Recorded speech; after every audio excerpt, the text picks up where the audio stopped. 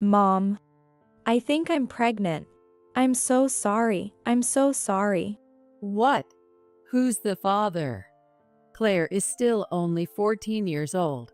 I had never heard any talk of her dating anyone. However, the fact that she confided in me must mean it's something serious. But I still don't know who the person is, or if she's really pregnant. In the midst of all this uncertainty, an even more troubling situation arose. I received a call from the police saying that my husband and daughter had jumped off the roof of an apartment building. While the two were still unconscious, one of the mom friends who came to visit made a shocking statement. That girl, I heard she was involved with her father. Gross, right? What? What do you mean by that?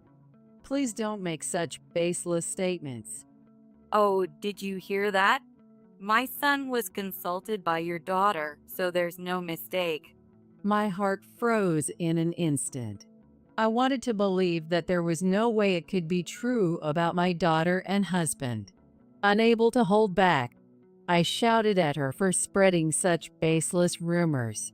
However, I soon realized her intention. It was something so malicious and shocking. My name is Amy. I live with my husband, Bob, and our daughter, Claire. Bob works as a sales representative for a small trading company, and I work part-time at a grocery store, so we're not very well off. We live in a small 2-bedroom apartment. You could say we don't lead a wealthy life. Amy, I'm sorry for making you struggle with my low salary. It must be hard every month. If only I could earn more. What are you talking about? I'm grateful that you work so hard for us. I'm working part-time too, so don't worry about it. Bob always apologizes for his low income. It's true that our finances are tight and we can't afford a luxurious lifestyle. But with a kind husband and a smart, energetic daughter, I had no real complaints. Our daughter, Claire, is very bright and always at the top of her class in middle school. Although her classmates attended tutoring classes, we couldn't afford that. But Claire improved her grades without needing extra help. Her school teacher assured us that if she kept up her current pace, she'd definitely get a recommendation to her preferred high school.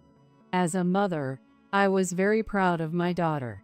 However, at some point, Claire, whom I thought was enjoying school life, started to show signs of change. Lately, Claire has been sighing more often. Hey Claire, you seem quite down these days. Is something bothering you? If you want, you can talk to me. Huh? No, I'm just a bit sleep deprived. Don't worry about it. I was worried about Claire, so I asked if anything was troubling her. She laughed it off, saying she was just sleep deprived. She did have dark circles under her eyes and often seemed out of it, but it didn't seem like mere sleep deprivation to me. Then one day, Claire confided in me with a shocking revelation. Mom, I think I might be pregnant. Pregnant? Calm down, Claire. Why do you think that? Do you have any idea how this could have happened? Claire is still only 14 years old. I had never heard any rumors about her dating anyone in particular. But the fact that she decided to confide in me must mean it's something serious. Trying to stay as calm as possible despite my confusion, I asked Claire. However, Claire just sobbed, and saying she didn't want to talk about it, didn't tell me anything more, and shut herself in her room. I wonder who could have hurt Claire like this. Without any details, I was completely baffled. But if she really is pregnant, she needs to visit an OB/GYN for a checkup. I immediately discussed it with Bob when he got home. Pregnant? I can't believe it, not Claire. Right. I felt the same way. But if a smart girl like her is that upset, she must have some reason to believe it. No, as smart as she is, she's still only 14. She might be misunderstanding something. I've asked her repeatedly, but she won't tell me anything, so I don't know. I'll try talking to Claire myself. Claire has always been a daddy's girl, often sharing her troubles with Bob. Maybe she can share things with Bob that she can't tell me. Since Bob said to leave it to him, I decided to let him handle it for now. Then a few days passed. Claire has been holed up in her room ever since, skipping school. And then, at 3 p.m. that day, while I was on a break at work, I received a call. "Hello, what, Bob?" When I answered, it was from the local police. Ma'am, please stay calm and listen. The thing is, The officer said that Bob and Claire had been taken to the hospital. It was reported that the two jumped from the rooftop of a certain apartment building. Fortunately, their lives were spared, but both are in critical condition and still unconscious. I rushed to the hospital in a panic. There happened to be some bushes where they jumped from the apartment building, which acted like a cushion. According to the doctor, if it weren't for the bushes, they would have suffered severe injuries and likely wouldn't have survived. While I'm relieved they avoided the worst-case scenario, I'm still worried about the two of them remaining unconscious. I also wonder why they jumped from the apartment. It might be related to Claire's pregnancy, but with both of them unconscious, I have no way of knowing. After the doctor's explanation, a police officer approached me. A witness happened to see the incident, and according to the statement, Bob first pushed Claire off the rooftop, and then he jumped himself. have you heard if the two were troubled by something? Or maybe they had made some enemies? Asked by the police officer, I confessed that Claire might be pregnant, as she had been worried about it yesterday. But I also said that I didn't know who the other party might be, nor if she was indeed pregnant. I see. So they might have jumped following a discussion about the pregnancy. We'll now conduct a scene investigation, and your information will be very helpful. Thank you. The police officer then left. At that moment, I didn't realize someone had been secretly listening in. With a heavy heart, I returned to the hospital room and looked at the two still sleeping. I wondered how all this had come to be. No matter how much I thought about it, I couldn't find an answer. As I was sitting there, feeling down, the hospital room door was knocked on several times. Wondering who it could be, I opened the door to find a few of Claire's classmates' mothers. That is, several of my mom friends. It seemed they had heard about Bob and Claire's jump and had come to visit, but I wondered how the news had reached them. Puzzled, yet inviting them into the room. This must have been very hard on you. They all offered me words of sympathy. I told them that the two were still unconscious, and I had no idea why all this had happened. If there's anything we can do to help, just let us know. After receiving these reassuring words, they left the hospital room. After seeing them off, I felt thirsty and headed towards the vending machine in the ward. I heard that the girl was involved with her father. It was Diana, one of the mom friends who had just come by. She's the president of the middle school PTA and is known for her high pride behavior. I happened to overhear Amy talking with the police, and it seems like Claire might be pregnant. It must be the father's child. They must have jumped out of distress. Please don't make such baseless statements. That can't be true. It's just an accusation. I yelled at Diana as she blurted out her assumptions. Oh, you heard that, did you? Caught off guard, Diana showed a flustered expression, but quickly scoffed and then blurted out something outrageous. My son had been consulted by your daughter, so there's no mistake. Your son, Kenny? Diana's son, Kenny, is in the same class as Claire. But I had never heard from Claire that they were close enough to discuss such private matters. Yes, she came to him saying she was pregnant with her father's child, wondering what to do. I understand you don't want to believe it, but isn't their jumping off the building proof enough? What are you saying? Diana and I got into a heated argument at her outrageous claim. The other moms couldn't stop us and just looked on helplessly. Eventually, a police officer who must have been on standby at the hospital came to break us up. Please calm down. You are in a hospital here. She started the argument. I was just telling the truth. I better get going. It's because you're spreading nonsense. Whatever. I've had enough. Poor people jumping off our fancy condo building, such a hassle. I'm leaving now. Diana said this and walked away. It turns out that Bob and Claire had jumped from the condo where Diana lives.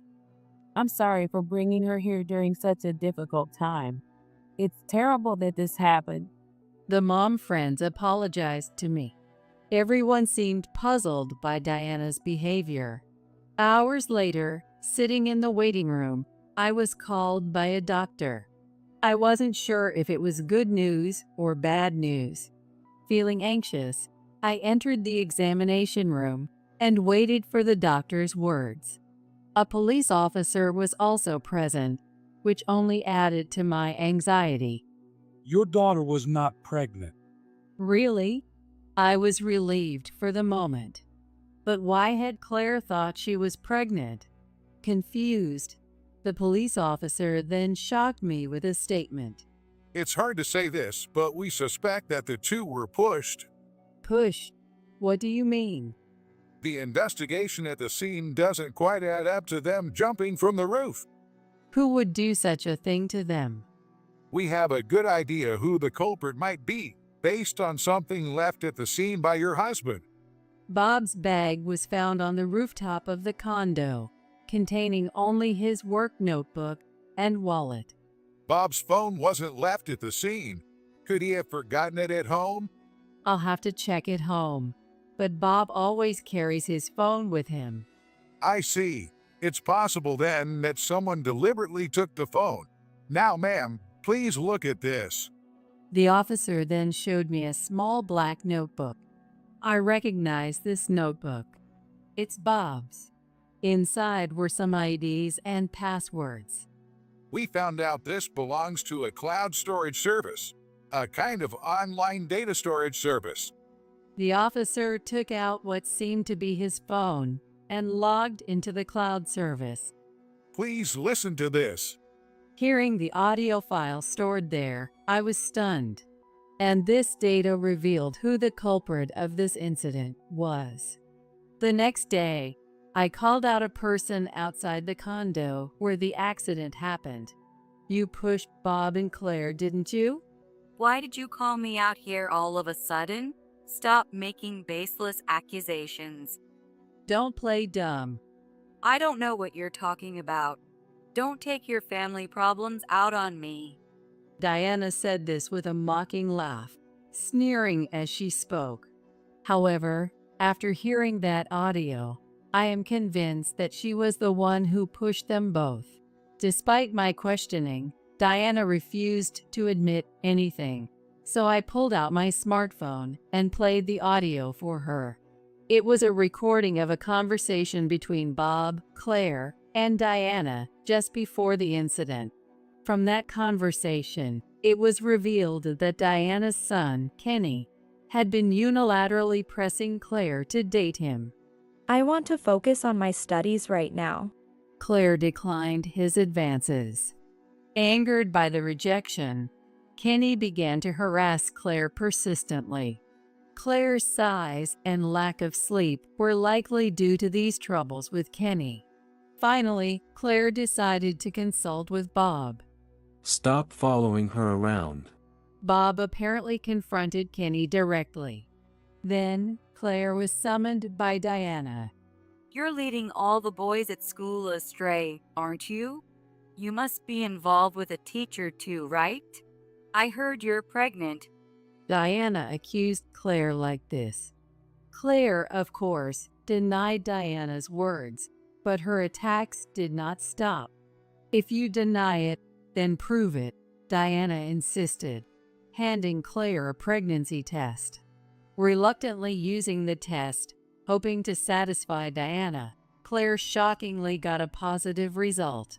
It's unthinkable, but Claire, only 14, was in despair over how she could be pregnant. When Claire returned home, she reported to me that she was pregnant, but when I asked who the father was, she had no idea and couldn't give an answer. Later, as Bob persistently tried to learn more about the pregnancy from Claire, she confided in him about her encounter with Diana and the pregnancy test. Bob investigated further and suspected that the pregnancy test was a fake, designed to always show a positive result.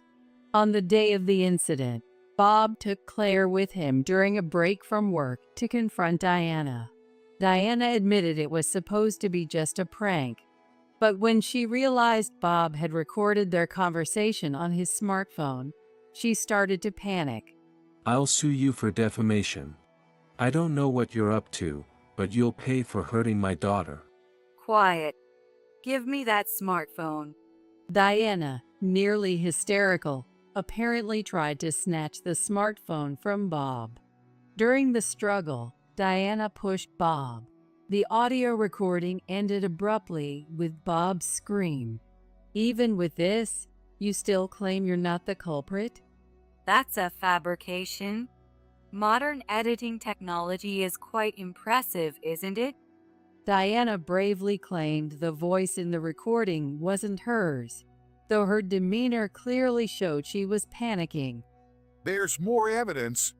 At that moment, the police officer handling the case appeared. I had asked him to be on standby nearby. The police had doubts about the witness statement claiming someone had fallen from the condo rooftop. After all, the witness was Diana herself. It's a high-rise building. Normally, even if trees acted as a cushion, one wouldn't survive a fall from that height. The police, suspecting Diana's testimony, checked the rooftop security cameras and found no footage of Bob and Claire going up there. However, fingerprints from you, Bob, and Claire were found on the railing of the cafe terrace on the 3rd floor. It's normal for my fingerprint to be there since I live here. That's odd, because that day was the cleaning day for the building. In the morning, the cleaning staff thoroughly cleaned all handrails. So why were your fingerprints found? The officer pointed out that the fingerprints discovery after the cleaning indicates that the 3 of them were on that terrace that afternoon, a definitive proof of their presence. It's all your daughter's fault. Seemingly resigned to no escape, Diana finally admitted to the crime. Her admission was, to say the least, shocking. Diana admitted that after seeing Bob pushed off, a shocked Claire leaned out from the terrace to follow her father, and Diana pushed her too, intending to silence her. After pushing both of them, Diana regained her composure and went downstairs to retrieve Bob's smartphone. The phone was already damaged, but she took it with her just in case, worried that the data might be recovered. However, Diana didn't know that the data was being synced and saved in real time to the cloud. After the crime, it was Diana who moved Bob's bag from the cafe terrace on the 3rd floor to the rooftop. It seemed that jumping from the rooftop, rather than from the 3rd floor, appeared more like a natural way to take one's life, which is why she staged it that way. Diana had long been irked that Claire, who did not attend tutoring, was outperforming her son, Kenny, academically, and she harbored a grudge after her son was rejected by Claire. As part of her harassment, she bought a pregnancy test online that would always show a positive result and successfully unsettled Claire by persuading her to use it. According to her plan, Claire stopped attending school. If Claire was absent, her son could become the top student at school. Driven by such a petty motive, Diana deceived Claire. However, when Bob realized that the pregnancy test was a fake and confronted her about her actions, she panicked and pushed both him and Claire off. Far from showing any remorse, Diana spread rumors that Claire must have jumped because of the pregnancy. She might have thought that spreading rumors would turn lies into truth. But the police were not so easily fooled. The investigation, along with the audio data Bob left behind, exposed all of her clumsy attempts at a cover-up. I could never forgive such despicable behavior. What you did is a crime. Claire and my husband are still unconscious. We don't even know if they will wake up. Do you understand the gravity of your actions? She didn't respond, just hung her head. Regardless of her wishes, her crimes would be judged in court. And then, Diana was taken by the police to the station. It's over. But even if the culprit is known, the two of them are still. Thinking of Bob and Claire, still asleep in the hospital, was heart-wrenching. If only they could regain consciousness. All I could do was pray. A few days after Diana was taken away, the hospital called me at home. It seemed that the two of them had regained consciousness. Rushing to the hospital, I saw them sitting up in their beds. Bob, Claire, I'm so relieved. I cried tears of relief seeing them both. According to the doctor, fortunately, they showed no signs of lasting effects and were told they could return to normal life with some rehabilitation. While they would have to stay in the hospital for a while longer, their discharge wasn't far off. Later, Diana was arrested for attempted murder. Even during the police interrogation, she was screaming that she was not to blame and showed no signs of remorse. However, despite her lack of remorse, the trial resulted in a prison sentence for her. When her imprisonment was confirmed, she broke down, crying uncontrollably in public. Following Diana's arrest, both the school and the education committee were thrown into chaos. Her husband, who had been the PTA president, was forced to resign, and their son, Kenny, had to transfer schools. It seems Diana and her husband divorced, and when she is released from prison, no one will be there to pick her up. We had been instructed to have no contact with her ever again, so after her release, she is planned to move to a distant prefecture. We may never meet Diana again, but I hope she reflects on her rash actions. Meanwhile, our family has grown closer than ever since the incident. Mom, I'm sorry about that time. I couldn't come clean right away. Claire apologized for not having disclosed the circumstances under which she was given the pregnancy test. Possibly because Diana and I were friends among the moms. It seems that made it harder for Claire to tell the truth to me than to Bob. It's okay, don't worry about that. I'm just happy to see you both safe and sound again. Both were fully recovered and looked healthy. Claire, trying to make up for the time she missed, was studying harder than ever. She apparently wants to become a lawyer. I want to become a lawyer who can fight against people who deceive others, like Kenny's mom. I can't believe I was tricked by such tactics. I'll never let that happen again. Claire was passionate about her future dreams, unable to forgive herself for being deceived by such malicious tactics. Despite everything that happened, she never gave up. Instead, she found her own goal, and I am proud of Claire's strength. We may not have the wealth to live in a high-rise condo like Diana, but we have something much more important in our family: the bonds of family and trust in each other. Ironically, The incident allowed us to reaffirm these values, which are more important than money.